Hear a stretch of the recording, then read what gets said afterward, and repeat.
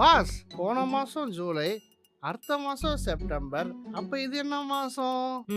ஜனவரி. ஆ? August boss. Mister Siva, hmm yesterday 6, tomorrow 8. Then what today? என்ன நீயே சொல்லு.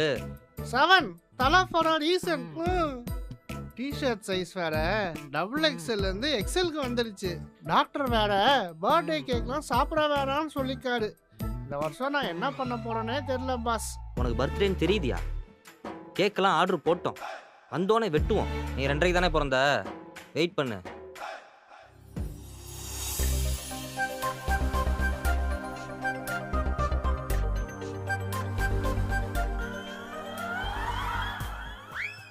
உனக்கு தானே பர்த்டே, நீயே சாப்பிடு.